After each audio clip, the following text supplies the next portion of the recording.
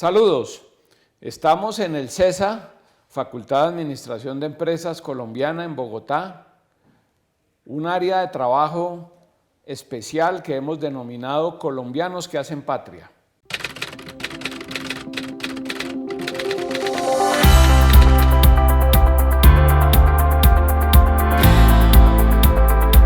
Hoy contamos con la muy importante participación de Daniel Piñeros. Daniel es gerente del Club Residencial La Pradera de Potosí, una gran instalación al norte de la ciudad, en el municipio de La Calera.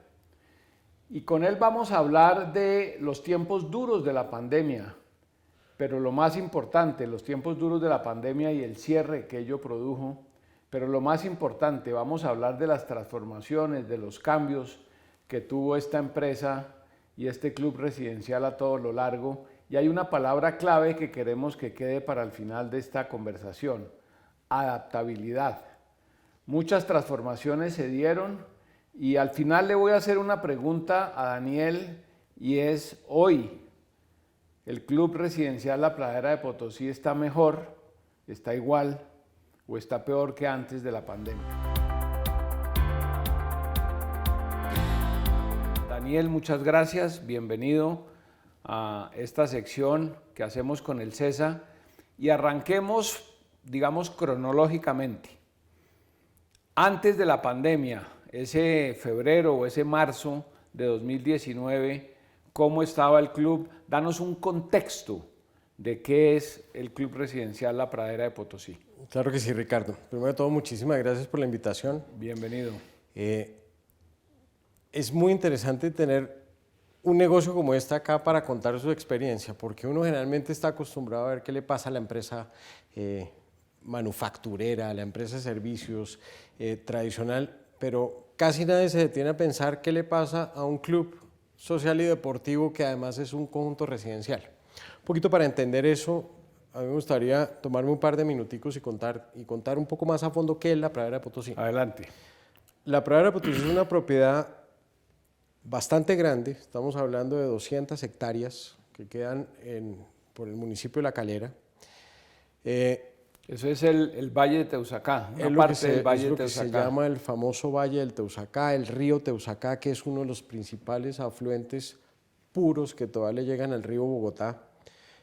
Ahorita vamos a hablar de la pureza del agua porque es bien importante con este tema de la pandemia. Pero a lo largo de ese río, durante 1 kilómetro y 600 metros, tenemos la pradera de lado y lado, 200 hectáreas, que no solamente es un club, o sea, tiene sus canchas de tenis, un campo de golf, tiene una cantidad de instalaciones para deportes, pero tiene digamos, otro factor adicional, es el patrimonio y la vivienda habitacional de una cantidad importantísima de familias. Es el sitio de vivienda de esas familias. Era un sitio de esos que, y voy a retomar la fecha exacta porque la tengo muy presente, el 16 de marzo del 2020, cuando nos toca tomar la decisión de cerrar La Pradera de Potosí. Cerramos un club, pero no podíamos cerrar una copropiedad. Yo no le podía impedir la entrada y la salida de las personas a su casa. O sea, se cerraron los servicios de un club. Claro. El restaurante, el campo deportivo, claro, el salón de bolos. Claro. Pero la copropiedad sigue viva porque vive una cantidad de gente. Y no solo sigue viva 24 horas al día, 7 días a la semana, con todos los intríngulis que eso implica. ¿Qué teníamos nosotros hasta ese momento? Teníamos una operación deliciosa, los fines de semana lleno de gente, la gente iba a La Pradera precisamente a hacer, digamos, lo que le gustaba, que era hacer deporte, a ir a restaurantes, a hacer una vida social interesante. Había otra porción de los socios que vivían activamente allá, lunes salían en sus carros para Bogotá a sus oficinas, volvían por la noche y vivían La Pradera, digamos, como de esa forma. Y cuando llega la pandemia, cambia la dinámica completamente. La dinámica cambia digamos, con unas personas viviendo 24 horas al día en La Pradera de Potosí. Antes de la pandemia eran 300 personas las que vivían permanentemente allá. cuando llega la pandemia, brincamos a 1.400 personas viviendo, todo el mundo se fue a sus casas de fin de semana. 4 veces más. Claro, todo el mundo se fue a sus casas de fin de semana a estarse allá, a pasar lo que no se sabía si iba a ser 1 mes, 2 meses, 3 meses. Bueno, la historia nos contó que llevamos más de 1 año y medio en esto, pero bueno, ahí vamos saliendo afortunadamente, porque el espíritu humano tiene que salir adelante a estas adversidades. Pero cambió la dinámica completamente. ¿En qué cambió la dinámica? Cerramos los servicios, como tú lo dices, cerramos el campo de golf, los restaurantes, nos tocó cerrar las prácticas deportivas, los canchas de tenis, bueno, absolutamente todo. ¿Qué no pudimos cerrar? No pudimos cerrar la copropiedad, las porterías, las zonas por donde la gente caminaba, la gente trotaba, no podíamos cerrar las casas, no podíamos cerrar el acueducto que tenemos allá. Nosotros hacemos un proceso de extracción de agua, purificación, distribución de agua en nuestro propio acueducto. Ese acueducto no podía cerrar la vigilancia. La vigilancia desde ese momento se vio que iba a tener un reto importante a medida que pasaba el tiempo, con la gente perdiendo ingresos y posiblemente el fenómeno de seguridad se iba a... Daniel, ¿cuántos empleados tiene la pradera y cómo se mantuvieron esos empleos? Nosotros hasta ese momento teníamos 270 empleos directos y teníamos 350 empleados entre indirectos y temporales de fines de semana, que era básicamente digamos como la operación. Teníamos alrededor de unas 400 personas visitándonos en promedio diario, entre miembros y proveedores.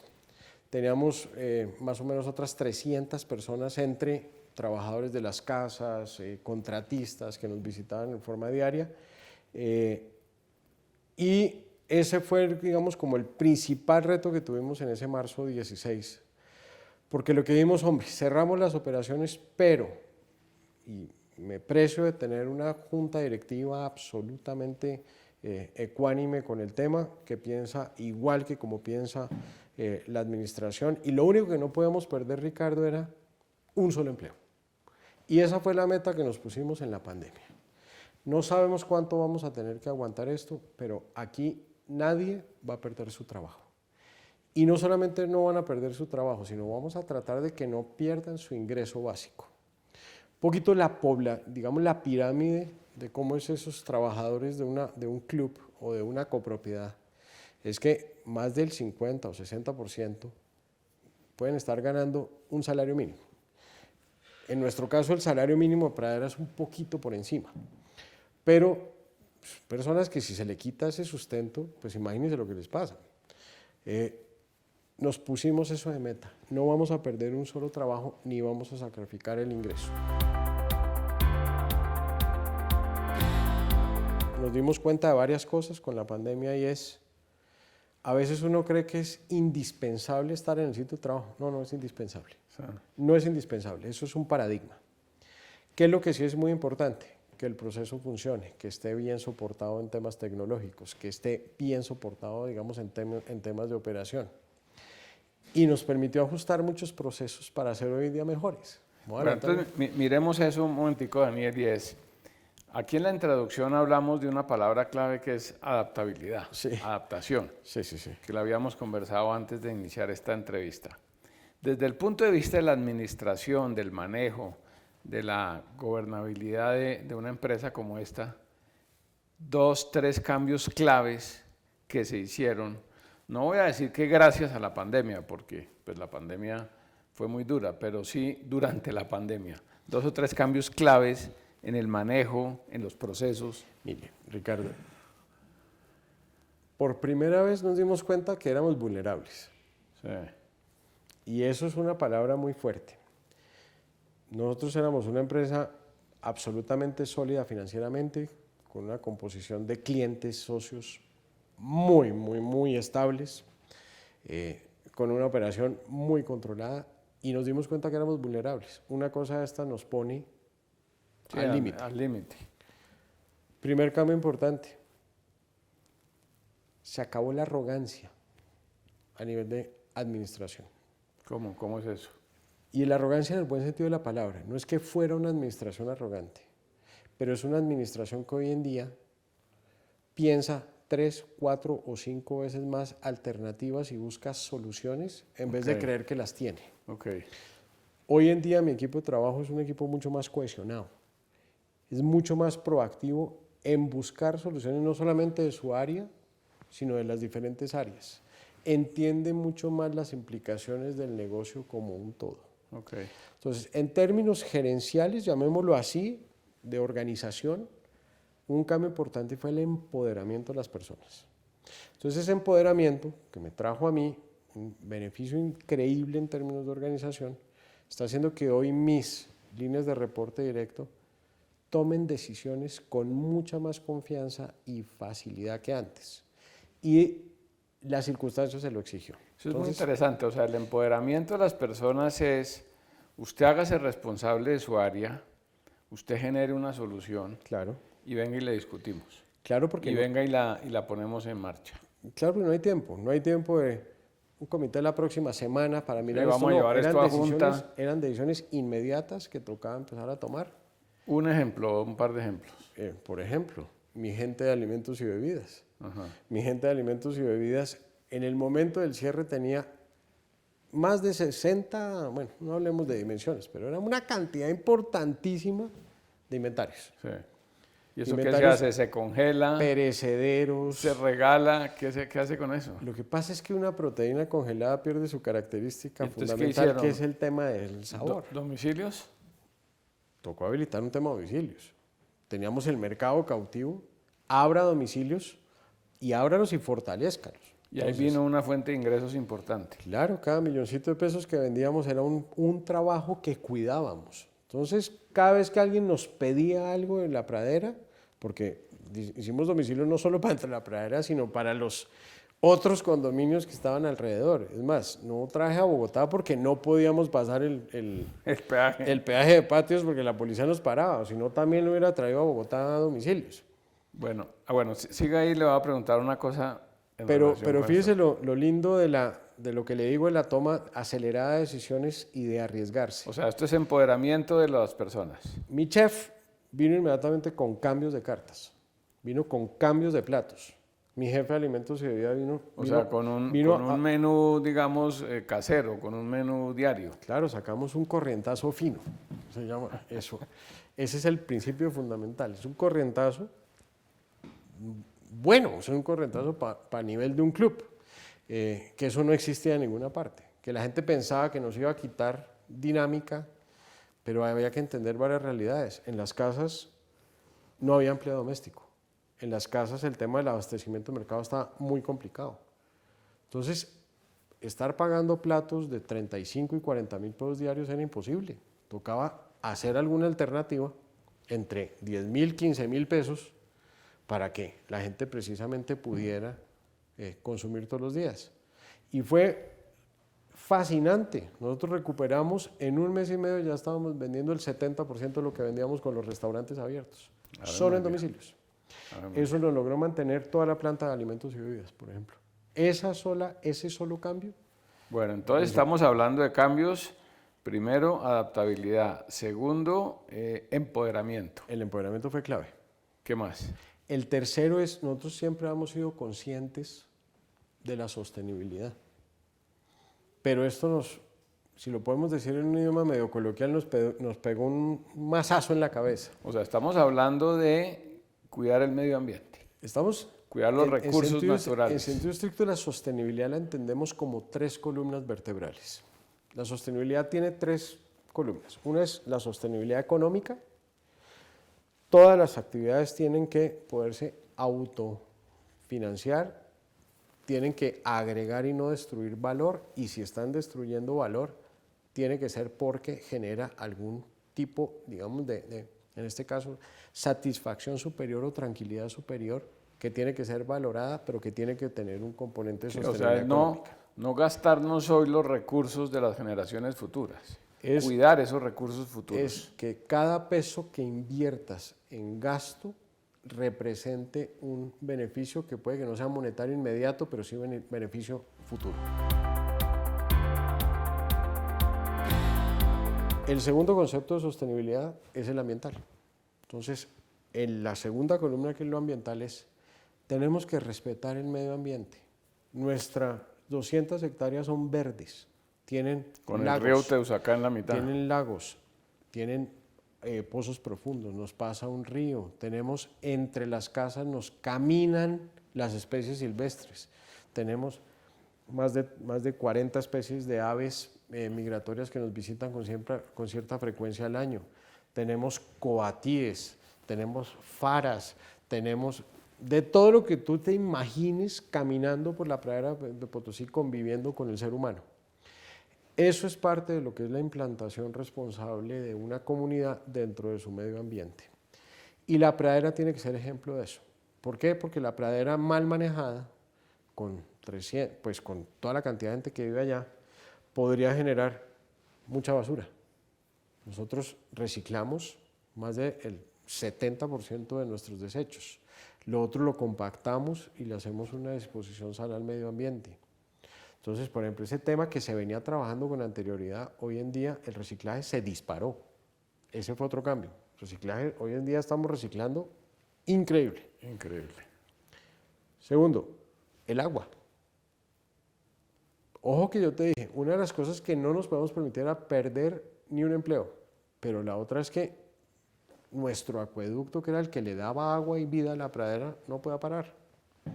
Y para que el acueducto no pare, pues hoy en día tenemos mucho más conciencia del cuidado de nuestros acuíferos, de nuestras fuentes de agua, de nuestros lagos, de nuestro recurso, de lo que le echamos a los lagos, de lo que le echamos, de lo que vertemos, de cómo hacemos los tratamientos de agua. Y no solamente estamos pensando al interior de la pradera, sino ya estamos yendo a todo lo que es el sistema hídrico del entorno para mirar cómo está.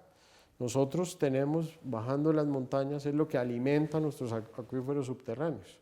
Entonces ya estamos mirando a ver cómo, a través de trabajo regional y comunal, empezamos a mirar qué es lo que está pasando en las montañas arriba, en los páramos, cómo garantizamos que esos sistemas de agua sigan. O sea, lo que tú estás diciendo, Daniel, es, ustedes no ven la pradera como una burbuja, sino como parte de una comunidad. Y ese es el tercer cambio grande.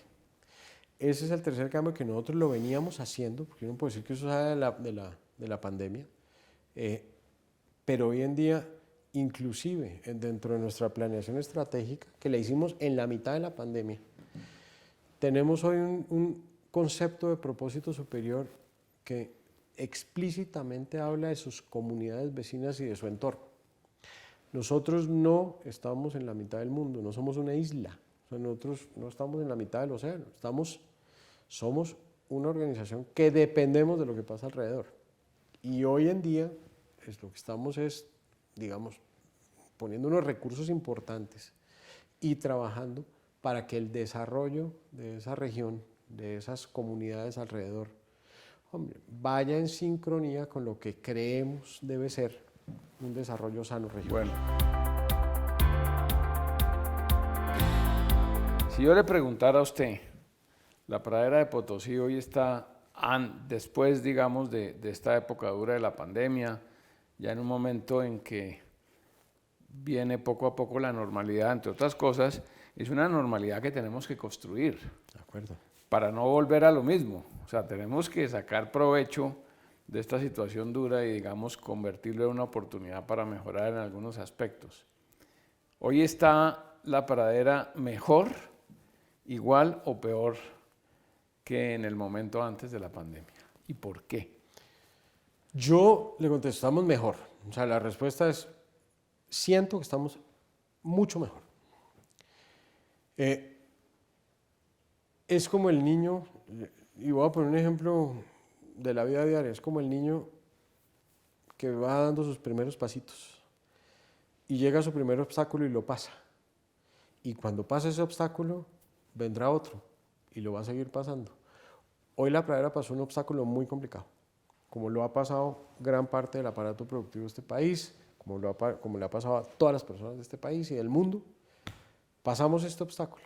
Hoy en día es una organización más solidaria, siento yo, más consciente de sus principios y valores, más consciente de la importancia de la persona al lado, más comunal, es menos individualista.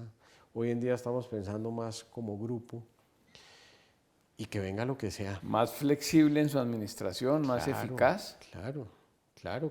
Es que lo que le dije ahorita del empoderamiento del equipo es importantísimo, porque hoy en día las decisiones son más rápidas, las decisiones son mucho más, digamos, son mucho más empoderadas, son mucho más, la persona que toma la decisión se compromete mucho más con esa decisión y hace que haga un seguimiento adecuado, haga los ajustes que tenga que hacer porque lo siente como propio. Entonces, claro, somos mucho más flexibles, somos mucho más rápidos.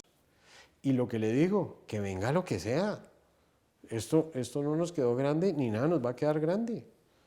Eso yo creo que es un tema de una ganancia como comunidad riquísima.